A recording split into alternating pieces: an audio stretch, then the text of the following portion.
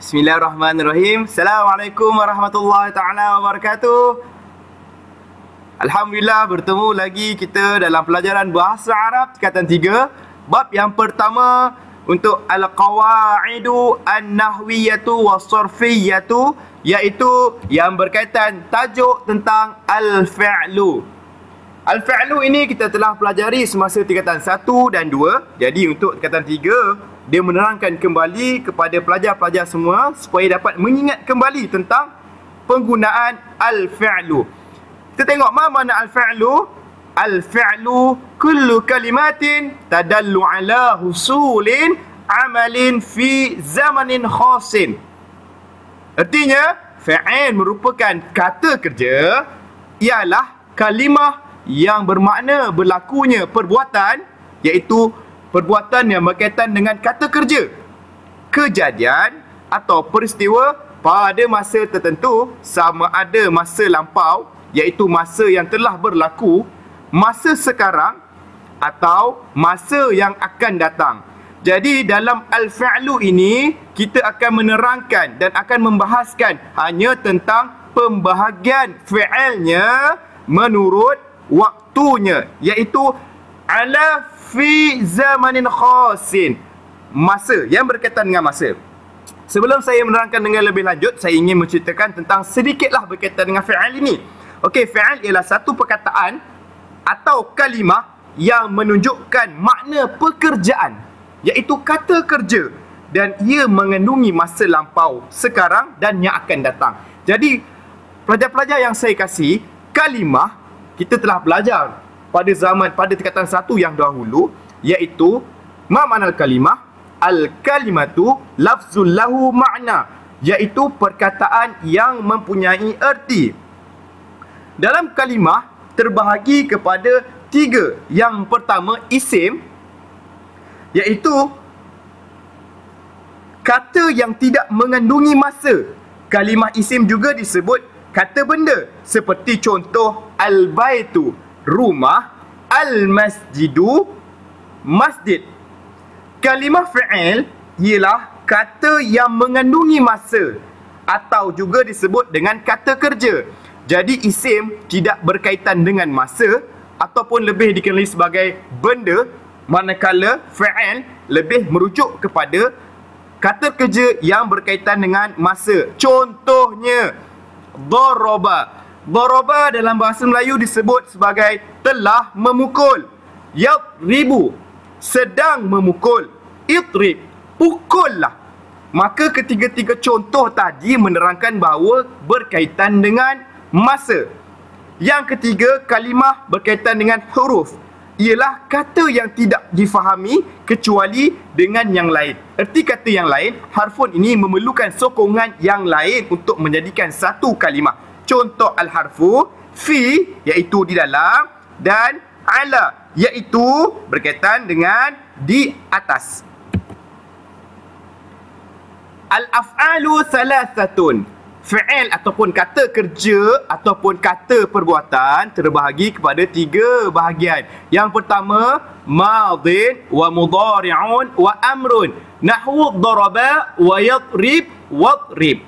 Jadi fi'il ini berkaitan dengan zaman, iaitu masa. Contoh yang pertama tadi kata daraba, telah memukul, maka merujuk pada fi'il madhi, iaitu perbuatan yang telah berlaku.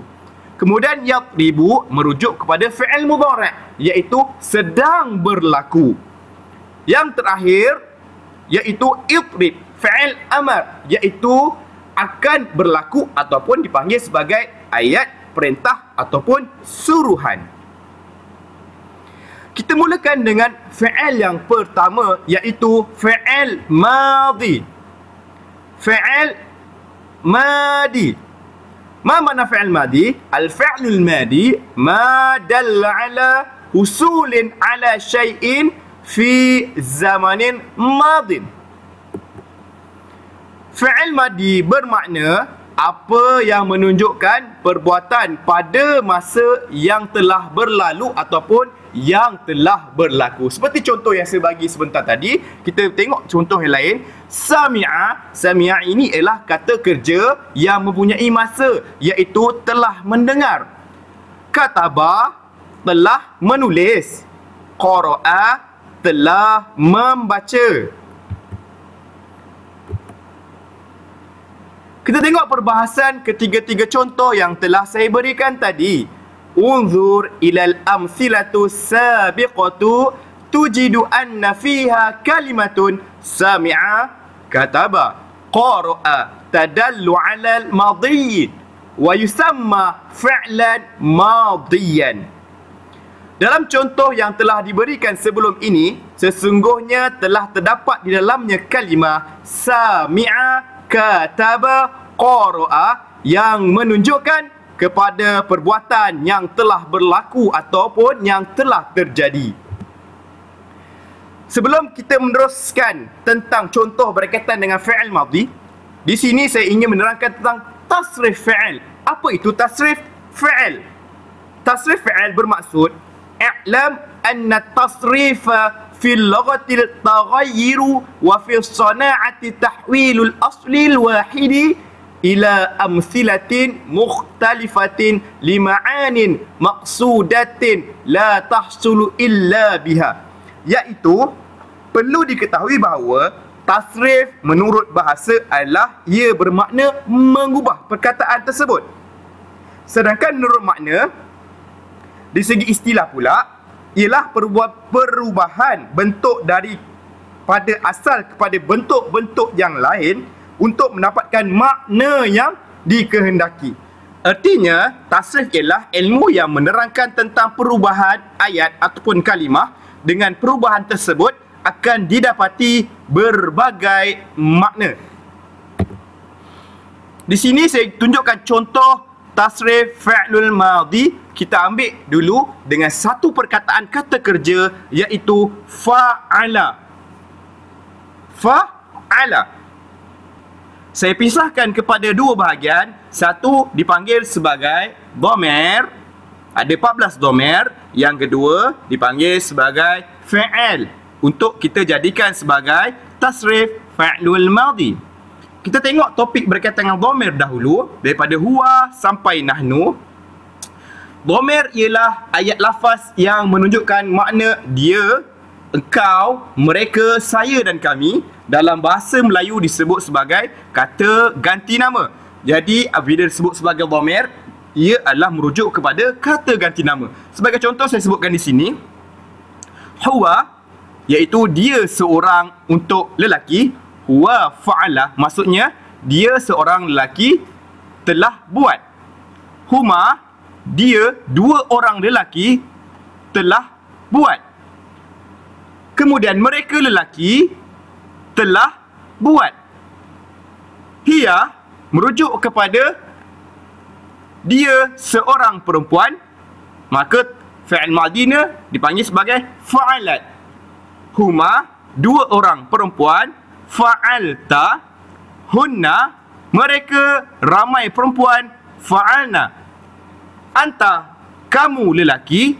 Fa'alta, antuma, kamu dua orang lelaki. Fa'altuma, antum, mereka semuanya lelaki. Dia akan menjadi fa'altum.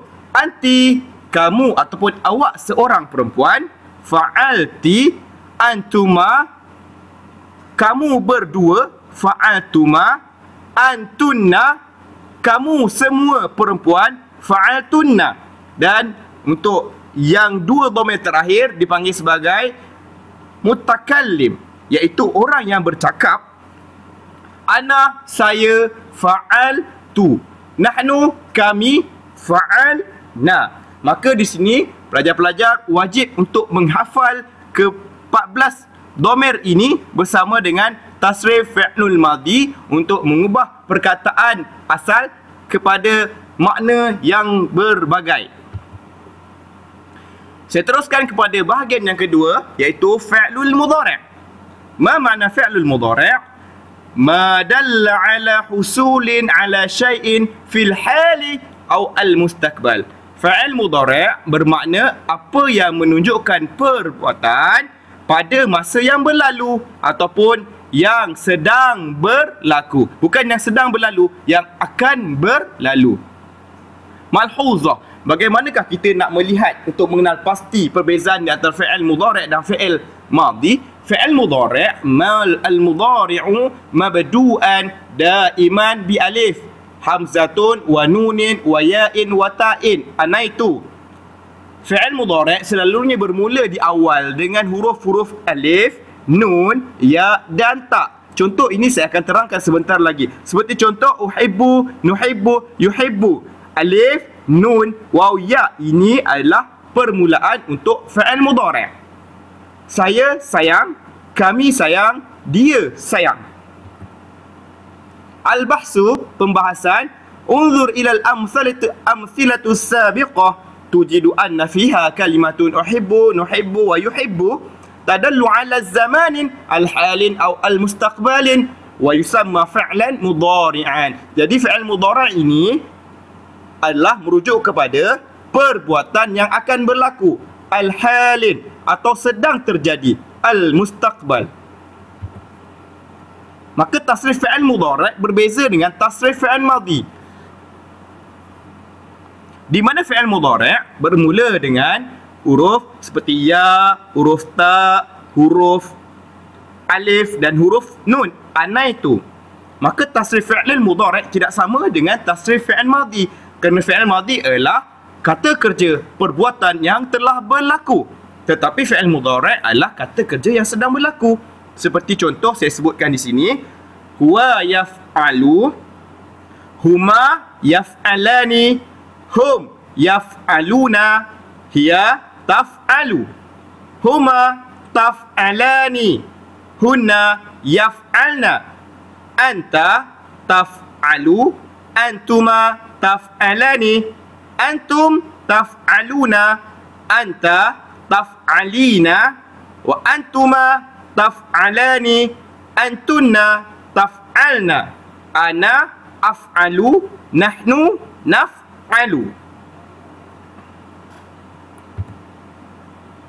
Yang seterusnya, yang terakhir adalah fi'lul amr. Ma makna fi'lul amr?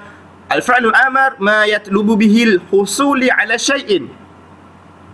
Fi'il amar bermakna apa yang diminta ataupun yang dipohon dengannya terhasil ke atas sesuatu, iaitu terhasil suatu perbuatan selepas masa percakapan.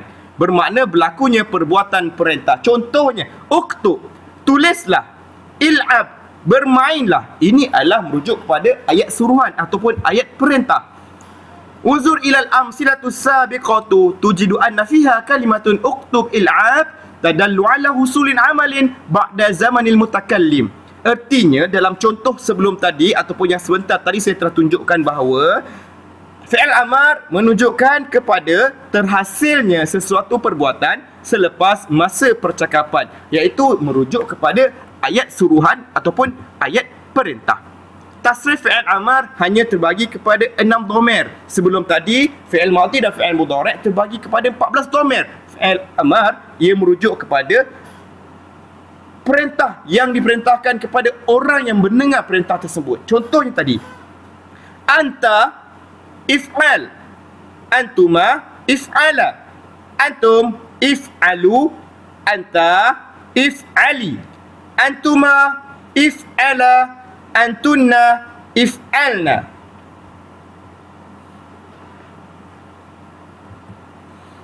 Contoh fi'il madhi, raja'a Abdullah minal madrasah, telah pulang Abdullah daripada sekolah. Qara'a Ahmad kitabun, telah membaca Ahmad buku. Manakah dia fi'ilnya? Fi'ilnya qara'a, telah membaca. Hazama al-jaishul a'da, telah menang tentera ke atas pihak musuh. Fi'il mudhari', saya ambil satu contoh, yajlisu Ahmad alal kursi, sedang duduk Ahmad ke atas kerusi. Ataupun yastayqazu Zaidun minan naum mubakkiran, sedang bangun Zaid daripada tidurnya. Untuk contoh fi'il amar, saya ambil contoh, ya Azizi iqra' al-kitaba jayidan, wahai Azizi, bacalah buku dengan baik. Ataupun khudh hazil hadiyati, ambillah hadiah ini, yang merujuk pada ayat perintah. Apa ini saja untuk tajuk fi'il. Diharap kamu dapat mempelajarinya dengan lebih lanjut dalam kelas ataupun membuat soalan-soalan yang telah saya berikan. Mudah-mudahan dapat sebarkan kepada orang lain. Assalamualaikum warahmatullahi taala wabarakatuh.